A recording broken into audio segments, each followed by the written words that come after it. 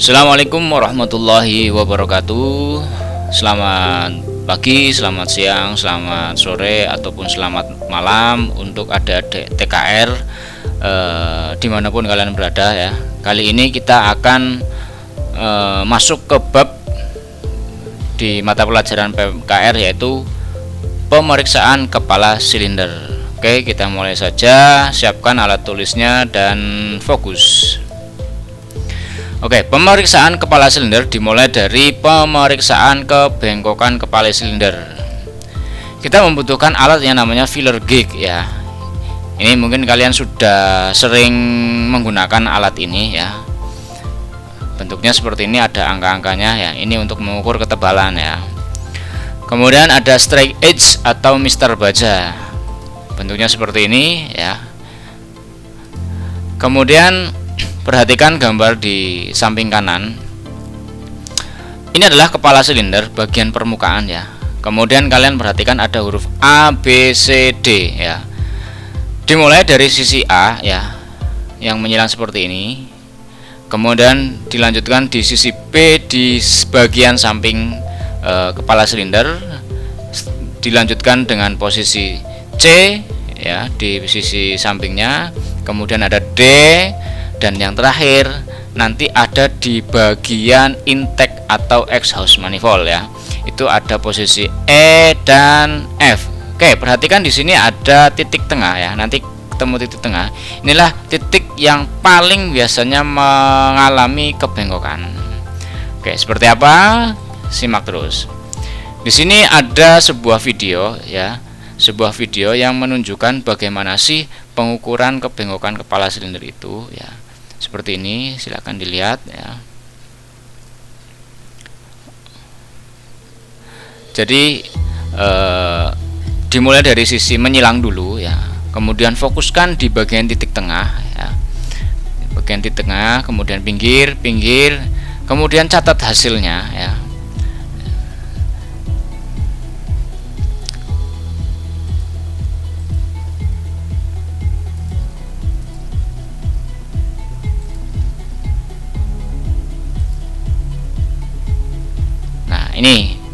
Ini bagian tengah yang difokuskan yang terlalu mengalami celah yang besar ya. Di bagian titik tengah ini ya. Oke, ketika kalian sudah menemukan hasil pengukuran, kita akan membandingkan hasil pengukuran itu dengan standar sebuah pabrikan ya. Atau ini saya kasih contoh saja ya. Ini kasih contoh standar kebengkokan dari kepala silinder mesin Kijang 4K ya, 5K dan 7K ya. Nanti ketika kalian hasil pengukurannya melebihi dari nilai maksudnya nilai ini ya, maka kesimpulannya adalah ganti kepala silinder.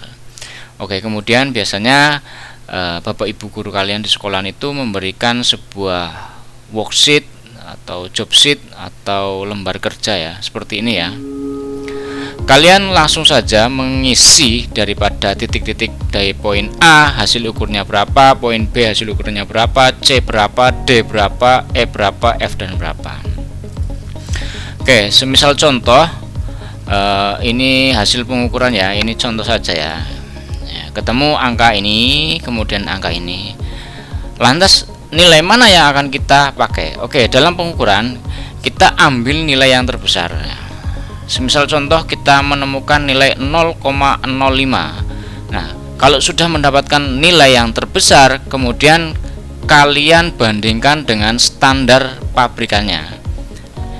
Nilainya 0,05, sedangkan standarnya adalah 0,5. Berarti kesimpulan daripada pemeriksaan kebengkokan kepala silinder yaitu kepala silinder masih bisa digunakan. Seperti itu ya. Oke, lanjut. Yang nomor 2, pemeriksaan keretakan kepala silinder ya. Sebenarnya untuk memeriksa keretakan ini bisa dilihat secara visual atau secara langsung ya. Ini contohnya keretakan yang ada pada kepala silinder atau silinder head ya. Ini kelihatan secara langsung.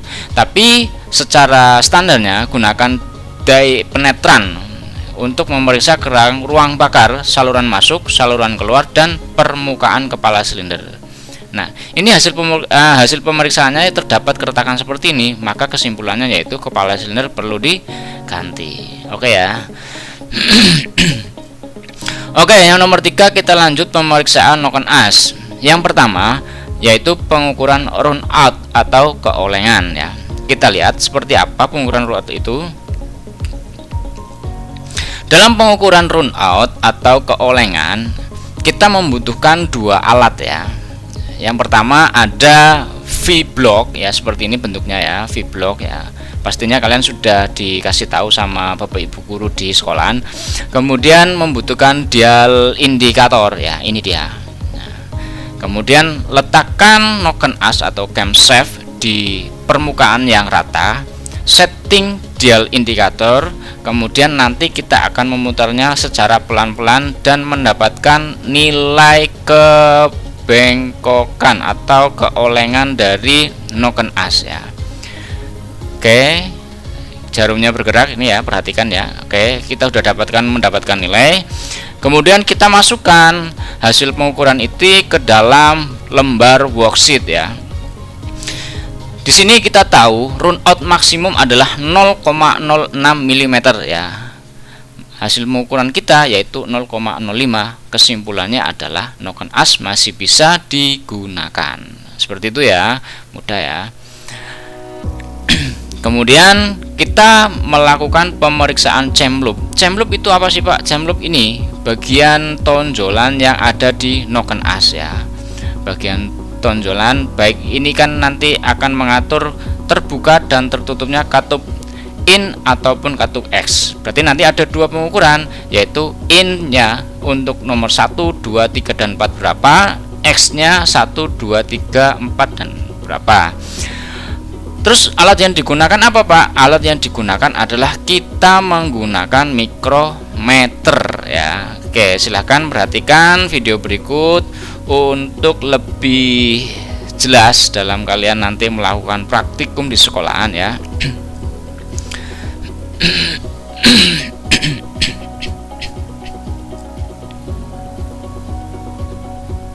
Ini adalah cam loop ya, bagian atasnya ini namanya cam loop atau benjolan daripada noken as ya.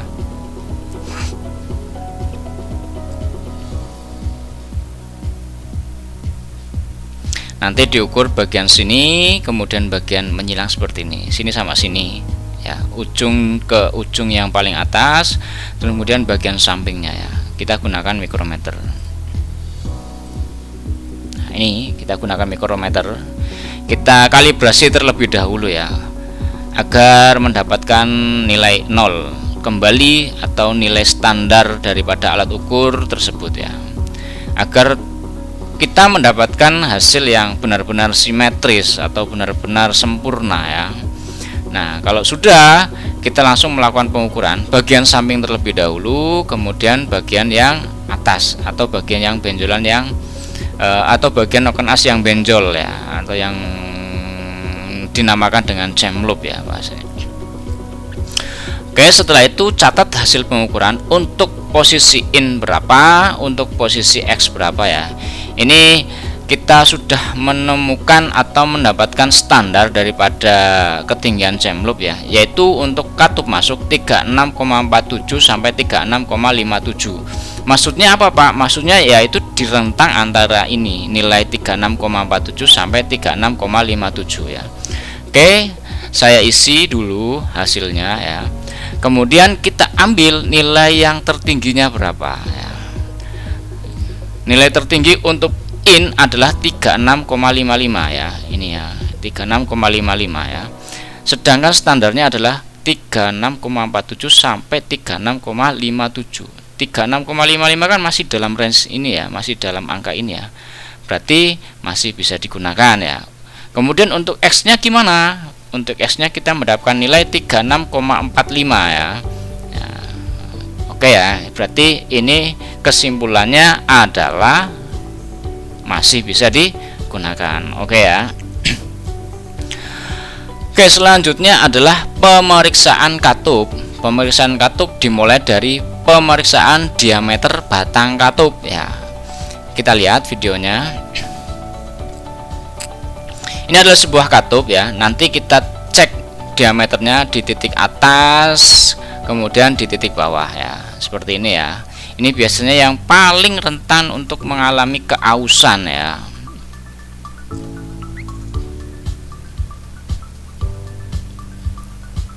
Seperti ini ketika kalian nanti akan melakukan pengukuran ya, pengukuran diameter batang katup ya.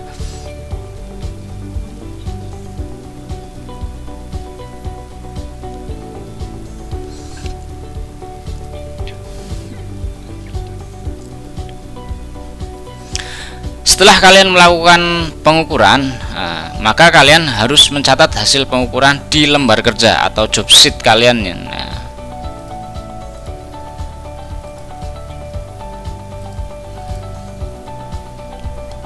Hasil pengukuran adalah seperti ini ya. Kemudian nanti kalian ambil nilai yang tertinggi dan kemudian kalian masukkan ke dalam nilai standarnya ya.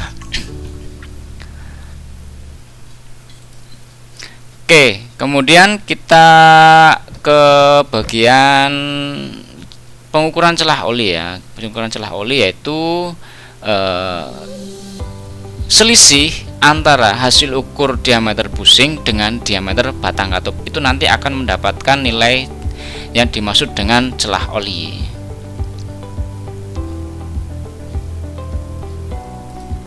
Nah, saya cari dulu videonya untuk mengukur celah katup, celah bushing, mohon maaf ya. Nah, ini adalah pengukuran celah bushingnya. Jadi antara lubang ini dengan lubang atau diameter katup itu ada celahnya ya.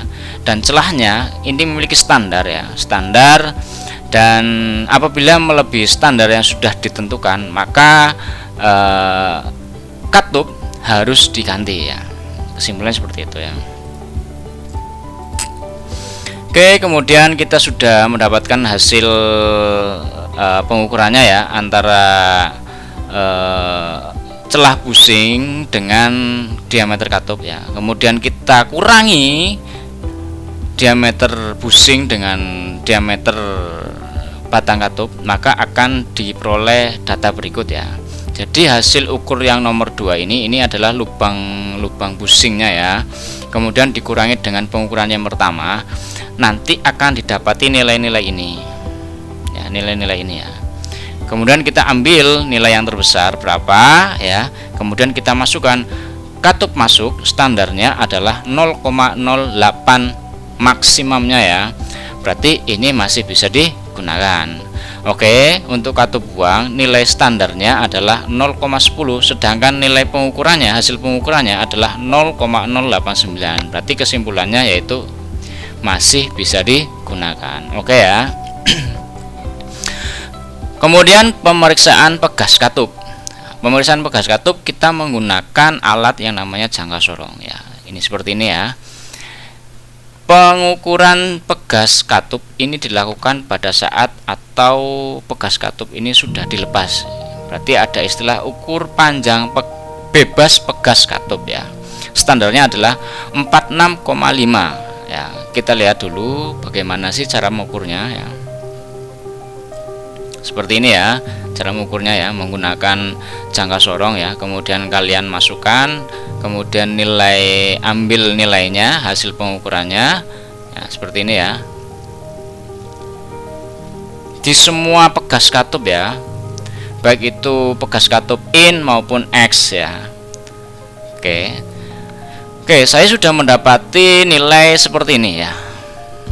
Seperti yang ada di layar kalian ya.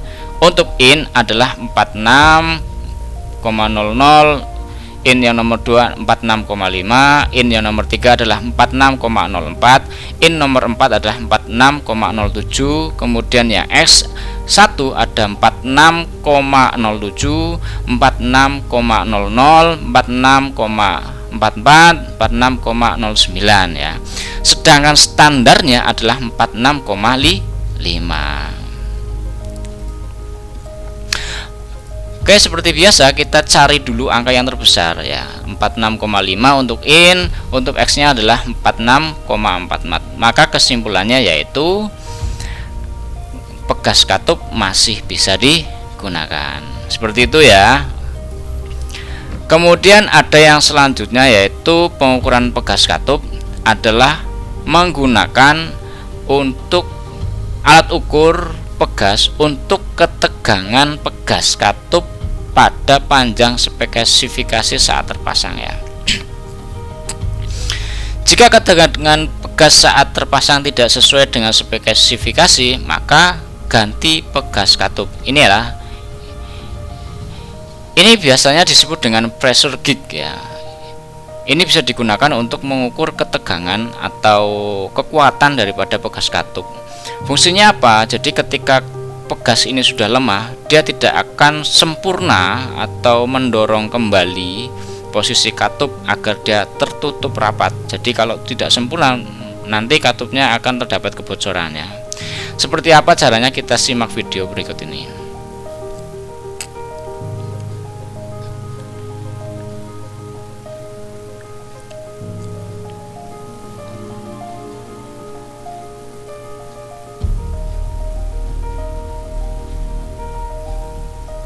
Ini sudah didapati nilainya ya. Ini nilai yang ada di video dengan di sini nanti berbeda. Karena apa? Karena ini saya ambil angka-angka ngarang aja ya, angka-angka contoh aja ya. Jadi tidak sesuai di sini ya. Nanti kalian akan harus disesuaikan dengan hasil pemeriksaan pegas katup yang ada di sekolah kalian masing-masing. Oke, untuk hasil pengukurannya yaitu diangkat seperti ini ya. Caranya sama ya. Bandingkan dulu dengan nilai standar. Ya, kemudian kita udah dapatin nilainya, maka kesimpulannya adalah masih bisa digunakan. Oke ya. Selanjutnya, pemeriksaan rocker arm atau templar atau manukan atau nama lainnya yaitu pelatuk ya. Periksa celah oli antara rocker arm dan shaft menggunakan kaliper gig. Ini alatnya ya, kaliper gig ya. Ukur diameter dalam rocker arm. Standar diameter dalam rocker arm adalah 16,00 sampai 16,02 mm. Hasil pengukurannya didapati nilai-nilai ini ya. Untuk in-nya 16,01, in nomor 2 16,02, in nomor 3 16,01, nomor 4 16,01. Untuk X nya 16,02. Hampir semua ya, ini sama ya, kebetulan sama ya.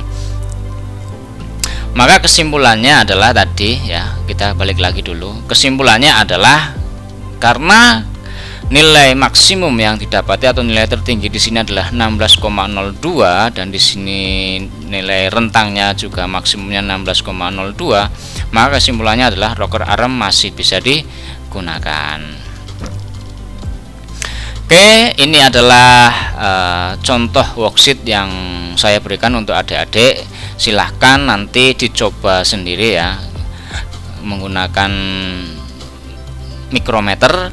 Kemudian ukur rocker shaft-nya atau batang rocker shaft-nya ya, standarnya 15,97 sampai 15,99 mm ya. Ini standarnya ya. Kemudian hasil daripada pengukuran kalian catat dulu di sini ya. Kalau sudah ketemu, tadi kan lubangnya sudah ketemu, kemudian diameternya sudah ketemu, maka hitung selisih antara diameter rocker arm dengan diameter rocker shaft ya. Jadi hasil pengukuran pertama dikurangi dengan hasil pengukuran yang nomor 2 ini, maka nanti akan didapati selisih ukur diameter dalam rocker arm dan diameter rocker shaft. Silakan dihitung dulu. Ini saya sudah hitung ya. Kemudian kita ambil ya, kita ambil nilai yang besar yaitu 0,03 di bagian in, kemudian ada 0,04 di bagian X atau di bagian rocker arm X ya, untuk menggerakkan katup X ya. Dua angka ini kita masukkan sesuai spesifikasi ya. Untuk oli standarnya adalah 0,02 sampai 0,04. Nah, sedangkan ini 0,03, masih dalam rentang angka ini ya. Kemudian untuk X yaitu 0,04. Berarti ini masih di dalam nilai maksimumnya ya. Sehingga kesimpulannya apa? Iya, kesimpulannya masih bisa digunakan. Oke ya, itu komponen-komponen yang perlu kalian periksa di dalam kepala silinder. Terus belajar, terus perhatikan Bapak Ibu guru ketika mengajar ya, jangan patah semangat, kejar impian kalian sebisa mungkin ya. Oke, demikian penjelasan tentang pemeriksaan kepala silinder ya. Semoga menjadi materi yang bermanfaat buat kalian. Saya akhiri, terima kasih dan sampai berjumpa kembali di video selanjutnya. Assalamualaikum warahmatullahi wabarakatuh.